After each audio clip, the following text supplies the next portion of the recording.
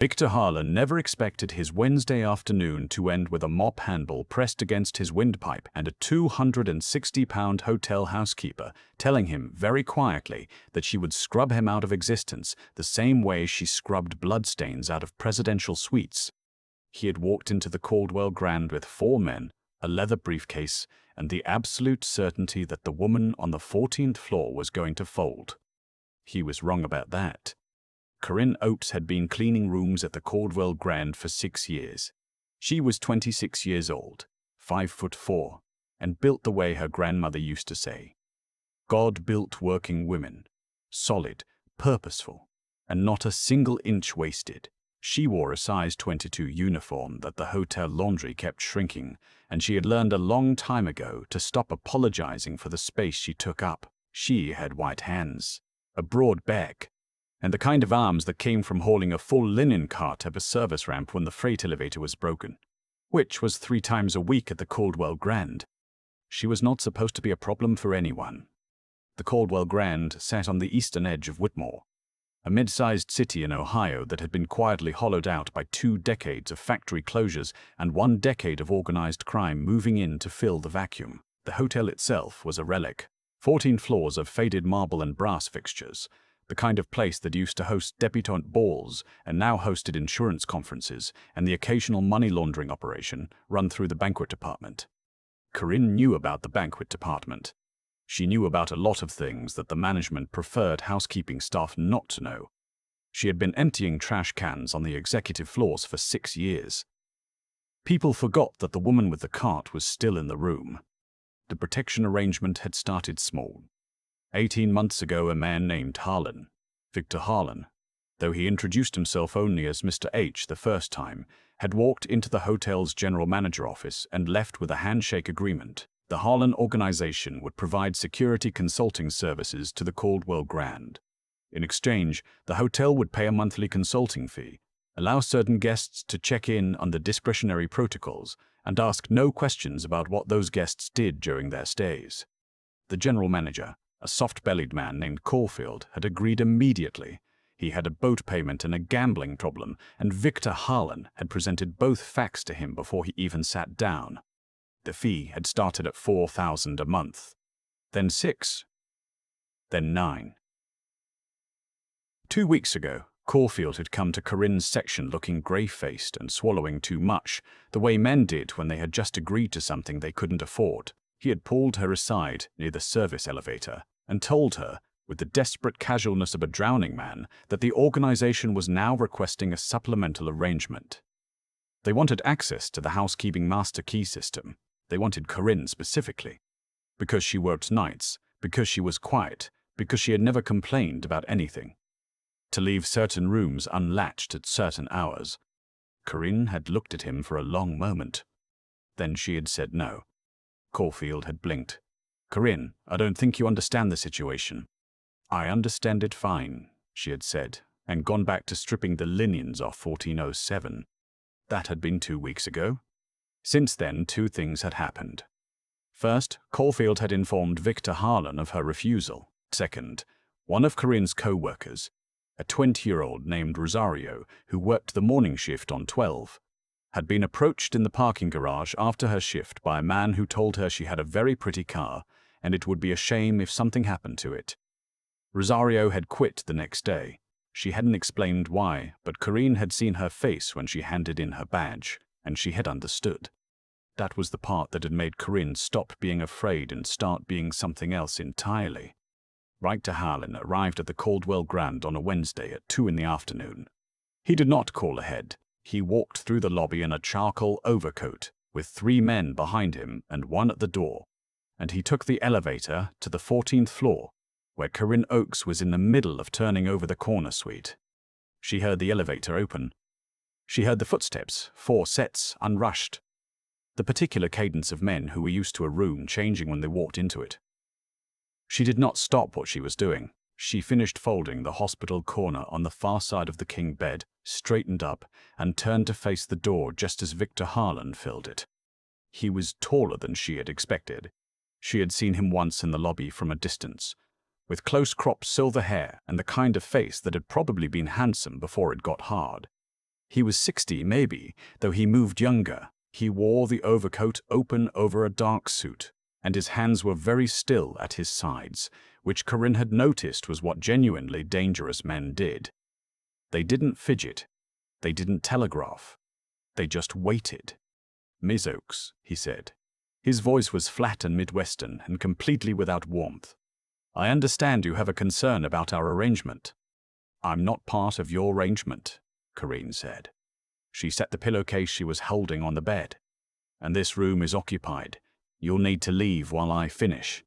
One of the men behind Harlan, thick-necked, with the flat eyes of someone who'd decided a long time ago not to feel bad about things, stepped forward and closed the door behind them. The sound of the hallway disappeared. Harlan took 2 steps into the room, unhurried, and looked around with the mild curiosity of a man appraising property. He glanced at the cart in the entryway, the stack of folded towels, the industrial bottle of cleaning solution on the bathroom counter. "Mr. Caulfield explained your position," he said.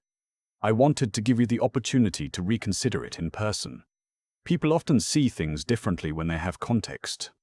The context is that you want me to leave rooms open so your people can go through guests' belongings," Corinne said. "I don't need more of it." Harlan turned to look at her then, really look at her, and she could see him processing what he was seeing. The way men like him always did. The uniform. The size of her. The cart. He was building a picture, and the picture he was building was of someone manageable. "You're a smart woman," he said, which was the thing men said right before they explained why your intelligence didn't matter.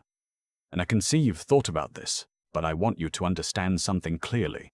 He moved toward the window, hands still at his sides, and spoke to the glass rather than to her. "This hotel exists in my city. Every business in this city exists because I allow it to exist. That includes the people who work in those businesses." He paused.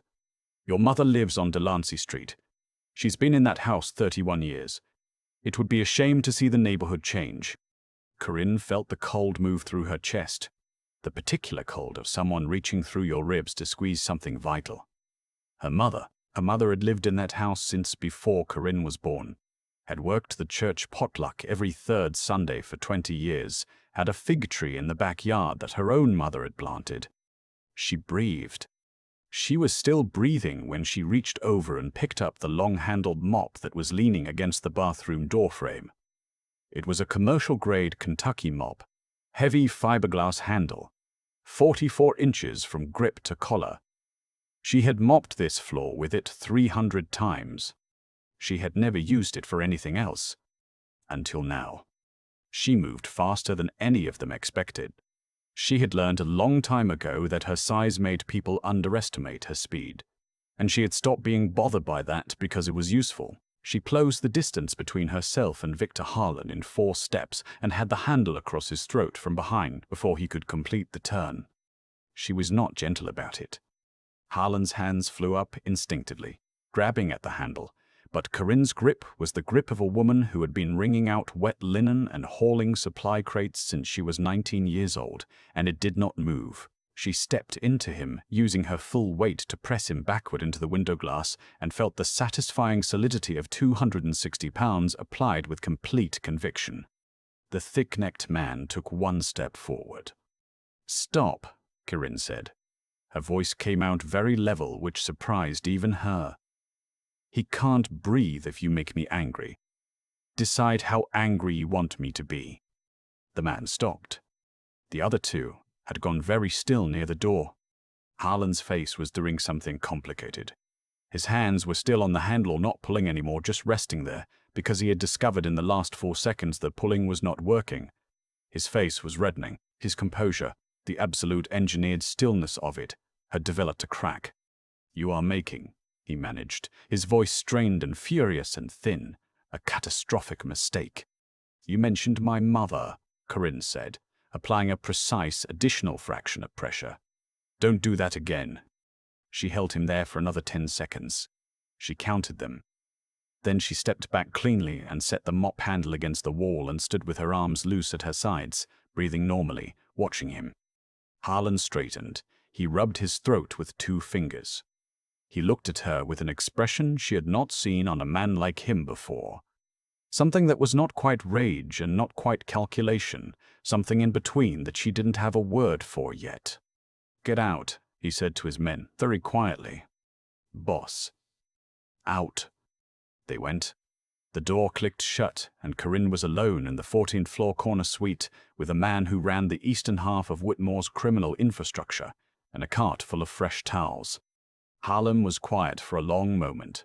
He walked to the desk chair by the window and sat down, which she had not expected. He was not leaving.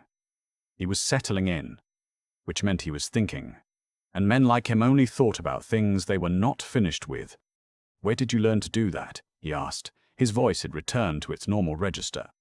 "My uncle was a bouncer for 12 years, Corinne said. "I grew up watching him break up fights in a parking lot. You learn what works." Harlan looked at her. "You're not afraid of me." "I'm extremely afraid of you," she said. "But being afraid of something doesn't mean you give it what it wants." Something shifted in his face then, almost imperceptible, but she was watching closely enough to catch it. A loosening around the eyes, an almost involuntary reassessment. "You understand that this doesn't resolve the situation," he said. "I know it doesn't," she said, "but I'm not leaving that key system unlatched, Mr. Harlan. Not for Caulfield. Not for you. Not for any amount of context." She picked up the pillowcase she had dropped and resumed making the bed, because the room still needed to be turned over before the 3 o'clock check-in. "If you want to talk about a different arrangement, I'll listen. If you're here to threaten me again, the door is behind you." He watched her work for a moment. Actually watched her. Not the way men watched women in hotel rooms, but the way you watched something that had surprised you, and you were still figuring out what it was. Then he said, "What kind of different arrangement?" She told him. It took 40 minutes. Corinne finished the room while she talked because the work didn't stop for anyone, and because doing something with her hands helped her think. She remade the bed, restocked the bathroom, replaced the stationery on the desk, and laid out the conditions of what she was willing to accept, while Viktor Harlan sat in the desk chair and said very little. Her terms were not complicated. The Caldwell Grand employees on the housekeeping and kitchen staff were to be permanently off limits. No approaches, no parking garage conversations, no family address references, no pressure of any kind. The hotel's non-management staff worked long hours for wages that did not account for organized crime harassment, and they were not part of whatever arrangement Harlan had with Caulfield, and they would not be made part of it. Additionally, 2 women from the morning kitchen crew who had been approached and were currently afraid to come to work would receive a direct, unambiguous signal within 24 hours that they were no longer targets. Corinne did not specify what form that signal should take. That was his problem. In exchange, she would do one thing. The Caldwell Grand had a housekeeping staff of 22 people. Those 22 people moved through every floor of the hotel, every day, largely invisible to guests and management alike. They were in rooms before guests arrived and after guests left. They knew which rooms received deliveries at unusual hours. They knew which guests tipped in cash and which ones never made eye contact, and which ones left documents on the desk while they went down for breakfast. Corinne had 6 years of institutional memory about who came and went from this building, and she had never talked to anyone about it. She was not offering to become an informant. She was offering to tell Harlan, once, about a pattern she had been watching for the last 4 months that she suspected he was not aware of, because there was something happening on the 11th floor that was not his operation. She had figured this out gradually. The wrong kind of quiet in the wrong rooms. Guests who checked in under corporate rates but whose luggage didn't match. A particular smell from a 1088 that she knew from her uncle's stories was a specific type of industrial solvent used for certain kinds of document processing. Someone was running something in the Caldwell Grand that Viktor Harlan had not sanctioned, and it was messy, and if it went wrong, it would go wrong loudly enough to take the whole building with it.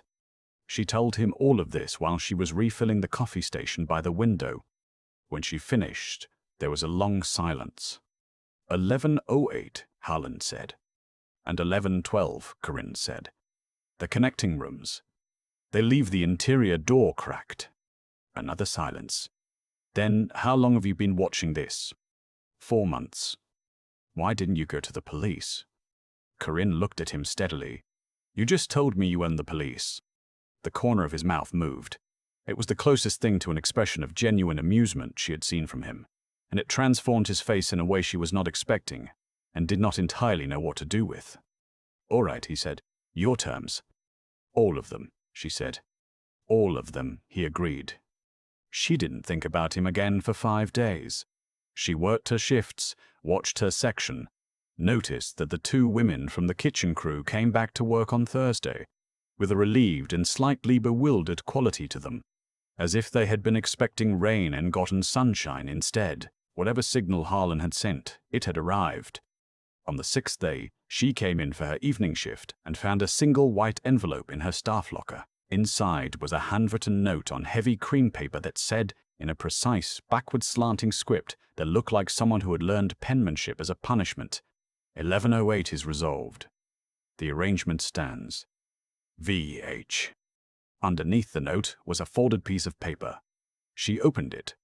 It was a money order, made out to her mother's name, for an amount that represented 18 months of the fig tree's property taxes. Corinne stood in the break room for a long moment holding the paper. Then she put it in her bag and went to start her cart. She did not expect to see him again. Men like Viktor Harlan did not make personal visits to follow up on resolved situations. They sent envelopes. They sent the people who worked for them. They did not return in person to the 14th floor on a Tuesday evening 3 weeks later, alone, without the overcoat, and without the men behind him. But he did. She was in 1401, replacing the bedside lamp that had burned out, when she heard footsteps in the hallway that she recognized. Not the sound of them, but the rhythm, that unhurried, deliberate cadence. She straightened up and turned around, and Viktor Harlan was standing in the doorway with his hands in the pockets of a dark jacket that was considerably less formal than what he usually wore. He looked for the first time slightly uncertain. It was so foreign on him that she almost didn't recognize it. The lamp is out, she said. I can see that, he said. I'm replacing it. I can see that too. She finished replacing the lamp. She tested the switch. The light came on. She put the burned-out bulb in the waste bag on her cart and turned to face him, because apparently he was going to stand there until she did. What do you want, Mr. Harlan? He was quiet for a moment, studying her with that same quality of attention he had turned on her the first time, except that it was different now. Less assessment, more something she couldn't name. Something that made her aware of the space between them in an uncomfortable and not entirely unpleasant way. I've been doing this for 23 years, he said. Running the operation, negotiating, applying pressure, identifying weak points and exploiting them. He paused. I have never been outmaneuvered in an initial meeting by someone I underestimated. I didn't outmaneuver you, Corinne said. I just didn't move. That's the same thing, he said, in my experience. She picked up the waste bag and tied it off. She was very aware that he was still standing there, and that he had not stated a purpose for being there, which meant either he didn't have one or he had one. He was not saying. And with a man like Viktor Harlan, everything he did had a purpose. The 1108 situation, she said. Who was it? A competing interest from Cleveland, he said. It's been addressed. Addressed meaning it is no longer a situation. She nodded. She began pushing her cart toward the door, which meant pushing it toward him, which meant he either moved or she stopped. He moved, stepped aside into the doorway without being asked, which was something she filed away as notable, because men like him did not step aside for anyone. I have something else, he said as she moved past him into the hall. On the north side. A property I own. It used to be a dry cleaner. Small building. Ground floor commercial. 2 apartments above. I've been carrying it empty for 2 years because the neighborhood is changing and I haven't decided what to do with it yet. She stopped the cart and looked at him. The ground floor needs work, he continued. New electrical, updated plumbing, commercial kitchen venting if someone wanted to use it as a food business. But the bones are good. My architect says the space is actually well suited for something like a small restaurant or a catering operation. He looked at her steadily. You mentioned to one of the kitchen crew, apparently, that you used to cook for your church's Sunday service, that you fed 120 people every third week out of a residential kitchen, and nobody ever went home hungry. Corinne went very still. Rosario told you that, she said. Rosario mentioned it, he said. I was listening. She stared at him. You're offering me a building. I'm offering you a lease, he said. Favorable terms. Very favorable, actually. The property taxes are already handled through one of my holding companies, so the overhead would be manageable. He paused. It would need a tenant who understood certain things about discretion, about not asking questions regarding other tenants in the building, or the occasional visitor to the property. I would not require anything beyond that. And what do you get? She asked. He was quiet for a moment. A reason to come back to the north side, he said. The hallway was very quiet around them. Fluorescent lighting, the distant sound of ice falling in the machine at the end of the corridor. Corinne Oakes stood with her hands on the cart handle and looked at Viktor Harlan, standing in the doorway of a room he had no business being in, and she understood. With the same practical clarity with which she understood faulty wiring and overloaded laundry schedules, and the difference between a guest who was confused and a guest who was lying. That this was not a business offer. Or rather, it was not only a business offer. I need to think about it, she said. Of course, he said. He reached into his jacket pocket and produced a card. Plain white, just a phone number, no name, and held it out to her. She took it. His fingers were warm when they brushed hers, briefly, and neither of them commented on it. I'll be honest with you, she said, because she had found that honesty delivered plainly was the thing that most consistently surprised powerful men, and therefore the most useful tool she had. I don't trust you. That's reasonable, he said. And I'm not going to become part of your operation. Not this way or any other way. I'm not asking you to, he said. And if you ever mention my mother again. I won't, he said. And something in the way he said it was different from the way men said they wouldn't do things. It was not a promise made to manage her. It was a statement of intent, and she had spent enough time listening to men in hotel rooms to know the difference. She looked at him for a moment. Then she pocketed the card. I'll call you in a week, she said. All right, he said. She pushed the cart to the next room. She could feel him watching her from the doorway, and she did not look back, because she knew if she looked back, she would see an expression on his face that she was not ready to know what to do with yet. She called him in 4 days. The building on the north side had a red door that someone had painted years ago and never repainted, faded now to a color that was somewhere between rust and rose. The commercial kitchen was exactly as described. Good bones, outdated everything. The particular smell of a space that had been empty too long and needed someone to make it breathe again. Corinne walked through it twice, measuring with her arms, imagining the prep tables, the line, the window in the back where the afternoon light came through for about 2 hours every day and would hit a pass-through perfectly. Viktor Harlan stood near the door, did not follow her or rush her or offer opinions. He had his hands in his pockets and he watched her work the room the way she had watched him work the corner suite, trying to understand something that had surprised him and not being in any rush to pretend he had figured it out already. When she came back to the front, she stood in front of him and said, I have 2 conditions that aren't in the lease. Go ahead, he said. Rosario gets a job here when I open. She lost her position at the hotel because of your people and she needs income. He nodded once. Done. And you tell me the truth, she said. Not business truth, not managed truth. If I ask you something directly, you answer directly. I have a very precise ability to tell when I'm being managed, and if I figure out you're doing it, I walk. He looked at her steadily. That's a harder condition than the first one. I know, she said. Do you agree to it? A long pause. Then, yes. All right, Corinne said. She looked around the kitchen one more time. The red walls, the chipped tile counter, the window with the afternoon light. I'm going to call it Oakes. He smiled at that. A real one, slow and slightly crooked and entirely different from anything she had seen on his face before, and she thought, with the careful honesty she applied to everything in her life, that it was probably the most dangerous thing about him. "Oakes," he said. "Good name." "It's my name," she said.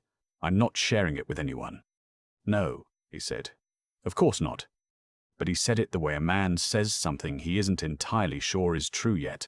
And Corinne Oakes, who was 26 years old and had been underestimated by better men than Viktor Harlan, heard the space inside those words and filed it away for later, when she was ready to decide what to do with it. She held out her hand. He shook it, firm, unperformative, the handshake of someone who meant it. His hand was large and warm, and held hers for exactly 1 second longer than was strictly necessary. She did not mention that. She let it stand the way you let a question stand when you're not ready for the answer, but you wanted to know you noticed. Outside, the afternoon light was falling in long gold lines across the north side street, and the red door of the building that was going to be Oakes glowed something close to beautiful, and Viktor Harlan walked her to the corner, and they stood there for a moment without saying anything, which was, Corinne thought, the first entirely honest thing they had done together. I keep thinking about the moment Corinne set down that pillowcase and picked up the mop handle. Not because it was dramatic, though it was, but because of what it wasn't. It wasn't rage. It wasn't panic. It was a decision made quietly by a woman who had already decided a long time ago exactly how much of herself she was willing to give away. That's the thing nobody talks about when they tell stories about people who stand up to power. They make it sound like a moment of fire, like something switches on and suddenly you're brave. But watching Corinne, I think it's almost the opposite. I think the people who don't fold under pressure aren't the ones who feel less fear. They're the ones who made a prior commitment to themselves, to the people they love, to some interior line they drew long before anyone showed up to test it. And when the moment came, they just honored what they already decided. Viktor Harlan walked into that hotel room expecting to find someone manageable. He had read the situation the way powerful men always do. Size equals softness. Service work equals compliance. A woman without connections equals a woman without leverage. Every single one of those assumptions was wrong. And they were wrong not because Corinne was exceptional in some obvious way, but because she had built something inside herself over years that wasn't visible from the outside. A kind of knowledge, a kind of steadiness, the ability to look at a genuinely dangerous situation and think clearly instead of just react. That's not something you're born with. I've come to believe it's almost entirely constructed, out of hard work, out of paying attention, out of accumulating competence in the unglamorous daily grind until you know in your bones what you're actually capable of. Corinne knew she could handle that room because she had handled 1,000 smaller rooms before it. She had solved problems that nobody thanked her for. She had shown up when it was inconvenient and done the work without being asked twice, and developed a kind of internal authority that had nothing to do with rank or title or who was watching. And then there was the moment with the 1108 information. She had been sitting on that for 4 months. She could have ignored it. She could have told herself it wasn't her problem. Instead, she had watched and listened and thought, and when she needed it, she had something real to offer. Not as leverage exactly, but as proof that she had been paying attention when everyone assumed she wasn't. That's what I think of when I think about genuine intelligence, not test scores or credentials. The willingness to keep your eyes open when it would be easier to look away and to trust what you see. What Corinne asked for in return, not money for herself, but safety for the women she worked with. A job back for Rosario. That part gets me every time. She had power in that room, real power, briefly, and she used it for the people around her before she used it for herself. That's not a small thing. That's actually the hardest thing, and most people don't do it. I don't know if Viktor Harlan deserves what seems to be beginning between them. I'm not sure Corinne knows either. But I think she'll figure it out the same way she figures out everything. Carefully, on her own terms, without apology for the space she takes up. That's enough, honestly. That's more than enough.